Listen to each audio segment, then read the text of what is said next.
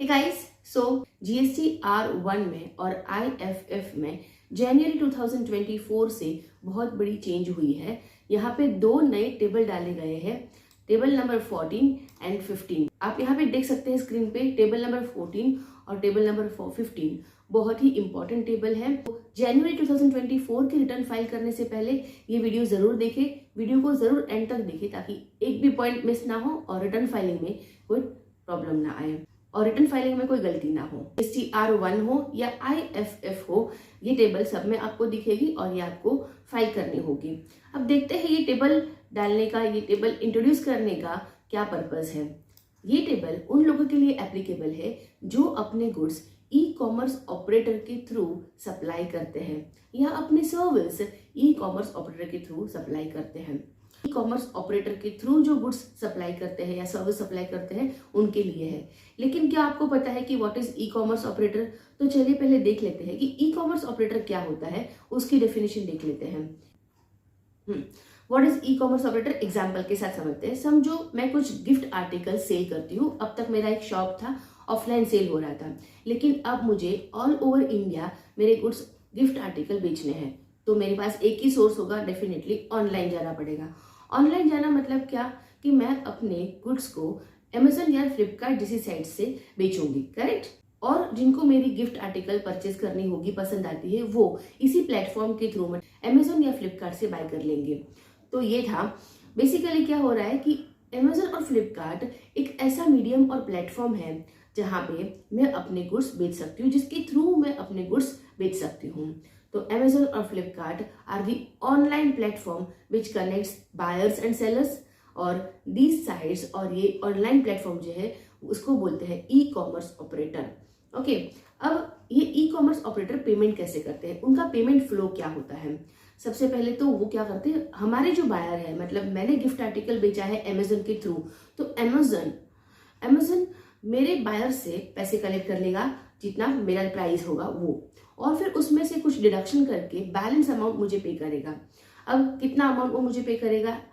Amount collected by the e commerce operator from buyer. आपके buyer से पैसे collect करेगा, उसमें से फ्यू चार्जेस माइनस करेगा, उसके खुद के कुछ चार्जेस होते हैं, वो बेसिक चार्ज होते हैं, उसका कमीशन माइनस करेगा। और अगर मैं गुड्स बेचती हूँ, ऑफकोर्स Amazon और फ्लिपकार्ट के थ्रू मैं अपने गुड्स ही बेच सकती हूँ, तो अगर मैं गुड्स बेचती हूँ तो वो मेरे पास से टैक्स भी कलेक्ट करेगा अंडर सेक्शन 52। तो ये हो गया है payment flow of e commerce operator. जहाँ पे मैं गुड्स बेचती हूँ अगर, तो Amazon पेमेंट इस तरह से करते हैं आफ्टर डिडक्टिंग TCS। मुझे ये पेमेंट फ्लो बताने का रीजन ही ये था कि मुझे ये बताना था कि ये लोग आपसे टैक्स कलेक्ट करते हैं, टैक्स कलेक्शन एट सोर्स बोलते हैं जिसको, अंडर सेक्शन 52। ओके, अब दो टाइप के ई कॉमर्स ऑपरेटर होते हैं।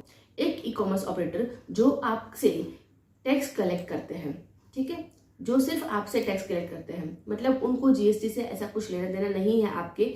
उनको क्या चाहिए, उनको आपने जितनी सप्लाई की है उस पर कुछ सर्टेन % का टैक्स कलेक्ट करना है और बाद में वो उनको गवर्नमेंट को पे करना है, जिसका क्रेडिट हमें मिल जाता है, हमें कैश रीजन में वो दिख जाता है अपने जीएसटी पोर्टल पे। और दूसरे ई कॉमर्स ऑपरेटर ऐसे होते हैं जिसको सेक्शन 95 में डाला गया है और बोलते हैं कि वो आपके बिहाफ में टैक्स पे करेंगे। अब दोनों का डिफरेंस समझ लेते हैं। फर्स्ट है वो आपसे टैक्स कलेक्ट करते हैं, और जो सेकंड है वो आपके बिहाफ में टैक्स पे, मतलब जीएसटी पे करते हैं। ऐसे केस में अगर आप इनके थ्रू अपनी सर्विस प्रोवाइड करते हैं इस ई कॉमर्स ऑपरेटर के थ्रू, तो ऐसे केस में आपको जीएसटी नहीं पे करना होगा, आपके बिहाफ में ये लोग ई कॉमर्स ऑपरेटर ही जीएसटी पे कर देते हैं। ओके, तो फर्स्ट लेते हैं ई कॉमर्स ऑपरेटर जो आपसे TCS कलेक्ट करते हैं अंडर सेक्शन 52। वहां पे आप अपनी गुड्स सप्लाई करते हैं, ठीक है। तो सिर्फ गुड्स की बात हो रही है, जब आप गुड्स सप्लाई करते हैं तो वहां पे TCS हो सकता है। ई commerce operator page tax on behalf of you under section 95। दूसरा पार्ट है ई कॉमर्स ऑपरेटर का, दूसरा टाइप है, वहां पे आप सर्विसेज प्रोवाइड करते हैं। जैसे कि एग्जाम्पल ले लेते हैं, ओला, उबर, अर्बन क्लैब, जोमेटो, ये सब क्या है, ये सब यहाँ पे आप क्या कर रहे हैं, समझो आप ड्राइविंग करते हैं और आपको ड्राइविंग सर्विस प्रोवाइड करनी है, तो आप ओला पे रजिस्टर कर लेंगे। जिनको आपके नियर बाय एरिया में जहाँ पे जिसको ट्रांसपोर्टेशन सर्विस चाहिए वो आपको ओला ऐप से बुक करेंगे, आप जाएंगे, उनको ड्राइविंग सर्विस देंगे, ट्रांसपोर्टेशन सर्विस देंगे और आपका काम हो गया, राइट। ऐसे केस में क्या होता है, सर्विस प्रोवाइडर कौन है, आप हैं, लेकिन जो ऑनलाइन प्लेटफॉर्म्स है वो ई कॉमर्स ऑपरेटर है यहाँ पे, जिसके थ्रू आपने सर्विस दी है। और ऐसे केस में यहाँ पे आपका ई कॉमर्स ऑपरेटर ही आपके बिहाफ में जीएसटी पे करते हैं। मतलब कि जोमेटो, ओला, ओयो रूम्स, ये सारे लोग यहाँ पे आपके बिहाफ में टैक्स पे करेंगे। फिर भी डिटेल में समझने के लिए एग्जांपल ले लेते हैं। एक ग्रीन लीव करके रेस्टोरेंट है जिसने जोमेटो पे अपने आप को रजिस्टर किया है to supply food to their customers. अब जोमेटो से जो लोग उनसे फूड ऑर्डर करेंगे उसका फूड डिलीवरी कौन करवाएगा, जोमेटो करवाएगा, राइट। तो जोमेटो एक ऑनलाइन प्लेटफॉर्म है जिसको ई कॉमर्स ऑपरेटर बोलते हैं, जिसके थ्रू रेस्टोरेंट अपनी सर्विस अपने कस्टमर को दे रही है, राइट। तो यहाँ पे supplier of service is restaurant और ई कॉमर्स ऑपरेटर वो है जोमेटो। क्योंकि ये सेक्शन 9(5) में आता है, यहाँ पे ई कॉमर्स ऑपरेटर ही आपके बिहाफ में जीएसटी पे करेगा। मतलब कि रेस्टोरेंट के बिहाफ में जीएसटी कौन पे करेगा, ई कॉमर्स ऑपरेटर। जोमेटो है, स्विगी है, फिर दूसरे भी एग्जांपल्स मैं आपको बताती हूँ। ऐसे में total 4 type of services included है, कवर की गई है सेक्शन 9(5) में। सबसे पहले है रेस्टोरेंट सर्विस। रेस्टोरेंट सर्विस का एग्जाम्पल है जोमेटो, स्विगी। फिर दूसरा है हाउसकीपिंग सर्विस, उसमें है अर्बन क्लैप, एग्जाम्पल के साथ मैंने दिया है। वैसे तो बहुत सारे ऐसे एप्लीकेशन है जो इन सारी सर्विसेज को प्रोवाइड करते हैं, लेकिन जो फिलहाल वेल नोन एप्लीकेशन है उसका नाम ले रही हूँ ताकि आपको उसका नाम पता है। नेक्स्ट है ट्रांसपोर्टेशन सर्विस, जैसे कि ओला, उबर, और अकोमोडेशन सर्विस, ओयो रूम्स। तो ये सारे ई कॉमर्स ऑपरेटर्स है, जो एग्जाम्पल दिए हैं वो सारे ई कॉमर्स ऑपरेटर है जिसके थ्रू आप अपनी सर्विस प्रोवाइड करते हैं, राइट। और ये ई कॉमर्स ऑपरेटर को आपके बिहाफ में जीएसटी पे करना होता है। ओके, तो ये न्यू टेबल जो आई है 14 एंड 15, उसमें से पहले 14 की बात करते हैं। टेबल नंबर 14 किसको फाइल करनी है, जीएसटीआर 1 और आईएफएफ की। ये है सप्लायर को फाइल करनी, जो सर्विस सप्लाई करते हैं थ्रू ई कॉमर्स ऑपरेटर, चाहे वो गुड्स हो चाहे वो सर्विस हो। लेकिन अगर आप थ्रू ई कॉमर्स ऑपरेटर अपने गुड्स या सर्विस सप्लाई करते हैं तो आपको टेबल नंबर 14 फिल करनी होती है। चलिए पोर्टल पे देखते हैं कैसे फाइल होगी। ये है आपका लॉगिन करने के बाद का जीएसटी पोर्टल, और जीएसटीआर 1 मैंने ओपन करके रखा है यहाँ पे, जिसमें आप देख सकते हैं कि टेबल नंबर 14 आपको दिख रही है। टेबल नंबर 14 पे जैसे ही आप कर्सर रखते हैं आपको डिटेल भी मिल जाती है कि आपको इसमें क्या फिल करना है। Details of the supplies made through e-commerce operators on which e-commerce operators are liable to collect tax under section 52 of the act or liable to pay tax under section 9(5) supplier to report। तो ये report किसको करना है, ये भी बोला है कि सप्लायर को रिपोर्ट करना है। रिपोर्टिंग इसमें सप्लायर करेंगे। क्लिक करके देखते हैं कि कैसे उसमें इंफॉर्मेशन फिल करनी है, कैसे इसमें डिटेल्स फिल करेंगे। यहाँ पे आपको 2 टैब दिख रहे हैं या 2 ऑप्शन दिख रहे हैं। सबसे फर्स्ट ऑप्शन है liable to collect tax under section 52, मतलब जो आपसे टीसीएस कलेक्ट करेंगे ऐसे ई कॉमर्स ऑपरेटर के थ्रू अगर आपने अपने गुड सप्लाई किए हैं तो आपको इसी टैब में इंफॉर्मेशन डालनी है। ऐड रिकॉर्ड्स पे क्लिक करना है और यहाँ पे आपको सिर्फ इंफॉर्मेशन डाल के सेव करनी है। आपका जो ई कॉमर्स ऑपरेटर है उसका जीएसटीएन आप यहाँ पे लिख देंगे। फिर यहाँ पे नेट वैल्यू ऑफ सप्लाई, मतलब आपने जितने गुड्स सप्लाई की है, जितने वैल्यू की सप्लाई, उसमें से जो रिटर्न्स आए हैं वो आपको माइनस करने हैं और फिर नेट अमाउंट यहाँ पे लिखना है। नेट वैल्यू ऑफ सप्लाईज, उसमें कितना इंटीग्रेटेड टैक्स है, कितना सेंट्रल टैक्स है, मतलब सीजीएसटी है, एसजीएसटी कितना है, वो भी आपको यहाँ पे मेंशन करना है और बाद में उसको सिर्फ सेव करना है। ओके, ये हो गया सेक्शन 52 टीसीएस के लिए। अब इसके लिए मुझे और एक चीज आपको बतानी है कि ये इन्फॉर्मेशन आपको कहाँ से मिल सकती है। नॉर्मली तो आप सब इसका अकाउंटिंग तो डेफिनेटली करते ही होगे, प्लस आपके पास इसका ऑनलाइन फ्लिपकार्ट, अमेजन, जिस भी ई कॉमर्स ऑपरेटर से आप अपने गुड्स सप्लाई करते हैं वहां से एक आपको ऑटो जनरेटेड शीट मिल जाती है कि आपने कितने गुड सप्लाई किए, कितने उसमें से रिटर्न्स हुए, नेट अमाउंट क्या है, वहां से डायरेक्ट आपको अमाउंट मिल ही जाता है, राइट। ओके, लेकिन दूसरा एक तरीका है, आप जीएसटी पोर्टल से ही ये अमाउंट देख सकते हैं कि ये अमाउंट आपने जो लिखा है वो करेक्ट है कि नहीं है। आपको क्रॉस वेरीफाई करना होगा अगर, तो आप कर सकते हैं। सर्विसेज में अगर आप जाएंगे तो रिटर्न्स में आपको यहाँ पे एक ऑप्शन मिलेगा TDS and TCS credit received. तो आपका टीसीएस कितना क्रेडिट रिसीव्ड है वो यहाँ से मिल जाता है आपको।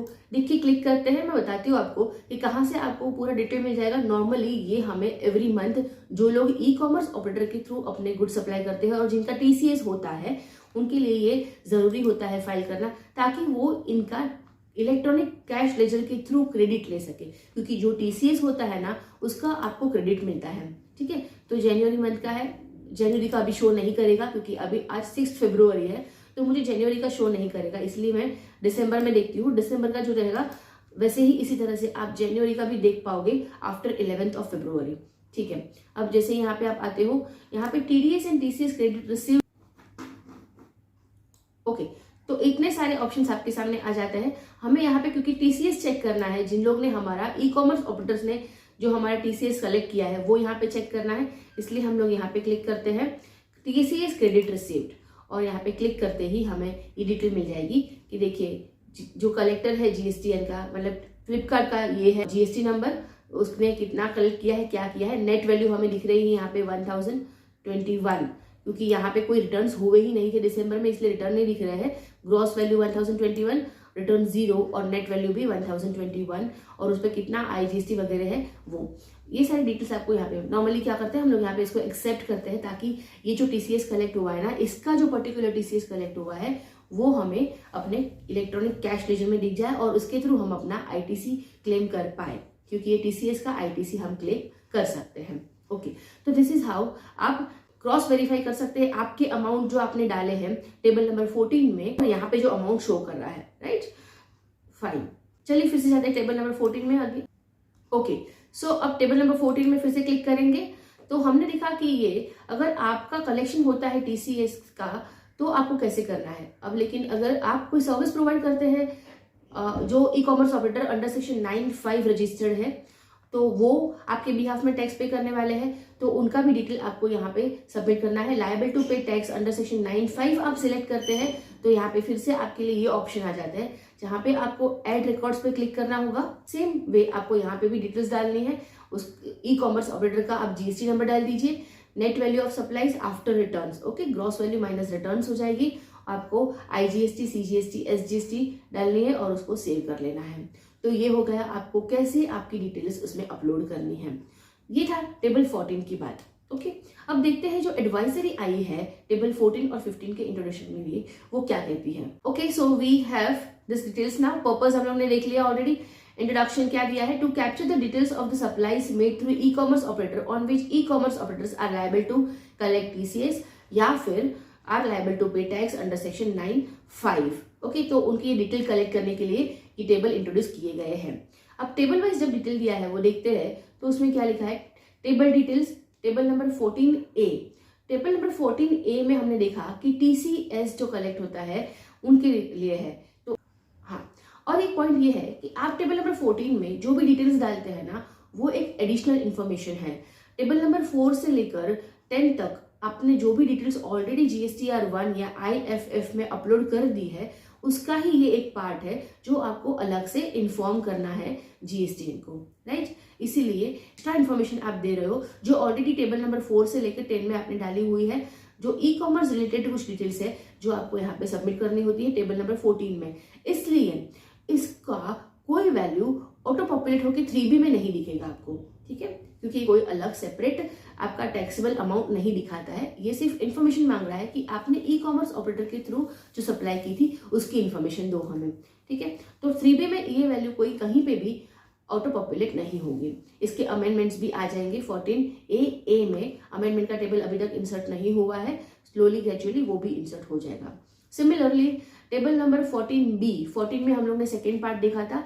अगर आपका ई-कॉमर्स ऑपरेटर सेक्शन 9(5) में रजिस्टर्ड है और वो टैक्स आपके बिहाफ में GST पे करता है, तो ऐसे केस में भी ऐसा ही हो जाएगा कि आपको सिर्फ इन्फॉर्मेशन सबमिट कर रही है। लेकिन ये बताया है कि such values will be auto populated to table number 3.1.12 of the GSTR 3B। चलिए देखते हैं GSTR 3B क्या है, कहाँ पे दिखेगी आपको ये। मैं दिसंबर का GST 3B ओपन करूंगी क्योंकि मुझे अभी जनवरी का 3B ओपन करने अलाउ नहीं किया जाएगा, क्योंकि अब तक मैंने इसका R1 ही फाइल नहीं किया है, राइट। तो मैं 3B ओपन कर रही हूँ दिसंबर का, और देखते हैं 3B में हमें 3.3.1 में ये दिखेगा। Table number 3.1.1 supplies notified under section 9(5) of the CGST act. आप टेबल ही देख सकते हैं, नाम भी दे सकते हैं कि जो सप्लाईज सेक्शन नोटिफाई की गई है 9(5) में, वही यहाँ पे आपको दिखेगी। अब इसमें भी दो पार्ट है, इसमें फर्स्ट पॉइंट है और सेकेंड पॉइंट भी है। देखिए फर्स्ट पॉइंट कौन सा है वो बाद में मैं बताऊंगी, लेकिन आप जो इन्फॉर्मेशन यहाँ पे डालेंगे टेबल नंबर 14 में ई-कॉमर्स ऑपरेटर की, वो आपको यहाँ पे दिखेगी। तो उसका टोटल टैक्सेबल वैल्यू यहाँ पे आपको देखने मिल जाएगा। ओके, तो ये था टेबल 14। ओके, तो अब आगे बढ़ते हैं, टेबल नंबर 15 देखते हैं। टेबल नंबर 15 कौन फाइल करेगा? ठीक है, यहाँ पे जैसे आप कर्सर रखेंगे आपको मिल जाएगा डिटेल कि details of the supplies made through e commerce operator on which e commerce operator is liable to pay tax under section 9(5). ऐसे ई कॉमर्स ऑपरेटर जो as per section 9(5) GST pay करते हैं on behalf of the supplier, और यहाँ पे report कौन करेगा? वो ई कॉमर्स ऑपरेटर को ही रिपोर्ट करना है। मतलब आपको और हमें जो सप्लायर है उनको रिपोर्ट नहीं करना है, ये रिपोर्टिंग ई कॉमर्स ऑपरेटर को करनी है। चलिए देखते हैं इसमें रिपोर्टिंग कैसे होती है। यहाँ पे 4 टैब है, जैसे कि रजिस्टर्ड टू रजिस्टर्ड, फिर registered to unregistered, unregistered to registered, unregistered to unregistered. मतलब सप्लाई किसको होती है? बायर सप्लायर कैसे है? सप्लायर और बायर दोनों रजिस्टर्ड है, फिर सप्लायर रजिस्टर्ड है लेकिन बायर अनरजिस्टर्ड है, एंड सो ऑन। तो इस तरह से 4 टैब में अलग अलग उनको डिटेल्स देनी होगी। एड रिकॉर्ड करेंगे वैसे ही उनके सामने ये स्क्रीन ओपन हो जाता है और यहाँ पे उनको सारी डिटेल्स डालनी होती है। सप्लायर का जीएसटी नंबर, रिसिपिएंट का जीएसटी नंबर, ये सारी डिटेल्स उनको 1 बाय 1 इंसर्ट करनी होगी और फिर यहाँ पे सेव करना होगा। सिमिलरली बाकी सारे टैब्स के लिए भी ऐसे ही होगा, बाकी सारी टाइप्स ऑफ सप्लाई के लिए भी ऐसा ही करना होगा उनको। तो इसी तरह से यहाँ पे वो टेबल 15 अपलोड कर लेंगे। अब ये टेबल 15 की जो डिटेल होगी आपके ई कॉमर्स ऑपरेटर ने, आपका ई कॉमर्स ऑपरेटर जिसके थ्रू आपने सर्विस प्रोवाइड की थी और वो आपके बिहाफ में जीएसटी पे कर रहे हैं अंडर सेक्शन 9(5), ये डिटेल आपको 3B में देखने मिल जाएगी। कहाँ पे? जो टेबल मैंने ऑलरेडी आपको शो कर दिया था। Again same table 3.1.1 supplies notified under section 9(5) of the CGST act, और यहाँ पे आपको वो वैल्यू दिखने मिल जाएगी। फर्स्ट टेबल की जो वैल्यू होगी ना, वो आपके ई कॉमर्स ऑपरेटर ने जिसके थ्रू आपने सर्विस सप्लाई की है और इन्होंने आपके बिहाफ में जीएसटी पे किया है अंडर सेक्शन 9(5), ऐसे सप्लाईज की वैल्यू आपको यहाँ पे दिख जाएगी। तो आपके ई कॉमर्स ऑपरेटर ने जो डिटेल डाली है उसकी वैल्यू आपको यहाँ पे दिखती है, table 3.1.1 of 3B return, right. और नीचे एक सेकेंड पॉइंट में आपने जो वैल्यू डाली है GSTR 1 के टेबल नंबर 14 में, वो वैल्यू यहाँ पे आपको मिल जाएगी। ओके, अब देखते हैं टेबल नंबर 15। जैसे देखा कि ई कॉमर्स ऑपरेटर जो आपके बिहाफ में टैक्स पे करेंगे एज पर सेक्शन 9(5), उनको फाइल करनी है, तो उनके लिए यहाँ पे डिटेल्स दी है। Introduction of new table e commerce operator documents in GSTR 2B। अब क्योंकि अब ई कॉमर्स ऑपरेटर की जो भी वर्किंग्स है, ये जो भी अमाउंट्स है, आपको GSTR 1 में सेपरेटली लिखने हैं टेबल नंबर 14 में, या फिर आपका ई कॉमर्स ऑपरेटर भी टेबल नंबर 15 में लिखने वाला है, जो अलग से शो होने वाला है GSTR 3B में, राइट।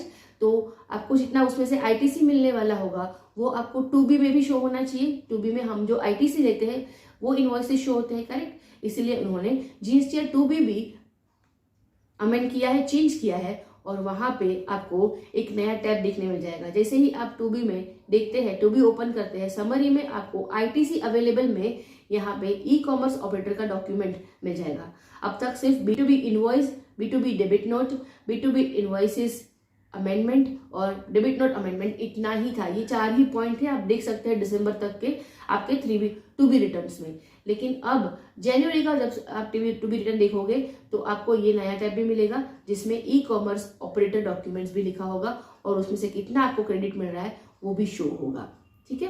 तो ये एक 2B का अमेंडमेंट है। 2B में आपको यहाँ पे ये मिल जाएगा समरी फॉर्म में, एक समरी है। ऑल टेबल्स में अगर आप देखते हैं तो और भी वहां पे भी टेबल्स ऐड कर दिए हैं।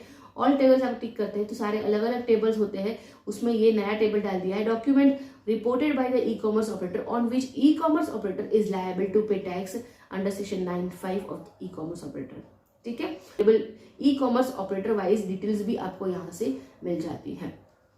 तो ये एक बहुत ही इंपॉर्टेंट पॉइंट है। जब आप जनवरी का GSTR 1 फाइल करते हैं तब आपके लिए ये चीजें बहुत इंपॉर्टेंट हो जाती है कि GSTR 1 फाइल करने के टाइम आप टेबल नंबर 14 में डिटेल्स डालना ना भूलें। सेकेंड पॉइंट ये है कि जब आप ITC क्लेम करते हैं तब आपको 2B चेक करना होता है, तो 2B चेक करने में भी ध्यान दें। तो GSTR 1 एंड 2B दोनों ही जनवरी 2024 का बहुत ही इंपॉर्टेंट है क्योंकि ये फर्स्ट टाइम सारी डिटेल्स अपलोड होने जा रही है। आपके लिए एडवाइजरी की यहाँ पे लिंक भी दे दी है, आप उस पर क्लिक करके एडवाइजरी डाउनलोड करके प्रॉपर सकते हैं। मेरे वेबसाइट पे भी आपको ये आर्टिकल इजीली मिल जाता है। ये आर्टिकल की लिंक भी मैं आपको डिस्क्रिप्शन में दे देती हूँ, आप जाके वहां से चेक कर सकते हैं। अगर आपको मेरी वीडियो अच्छी लगती है तो प्लीज इसे लाइक कर दीजिए, इसे शेयर कीजिए। मेरे चैनल को सब्सक्राइब कीजिए, इससे मुझे मोटिवेशन मिलता है। आपको ये इन्फॉर्मेटिव लगती है, ऐसा लगता है कि बाकी लोगों से भी आपको ये शेयर करना चाहिए ताकि उन्हें भी ये नॉलेज मिले, इन्फॉर्मेशन मिले और वो अपने GSTR 1 की फाइलें में कोई मिस्टेक ना करे, तो उनसे ये ज़रूर से ज़रूर शेयर कीजिए। मुझे बहुत ही मोटिवेशन मिलता है। Thank you so much.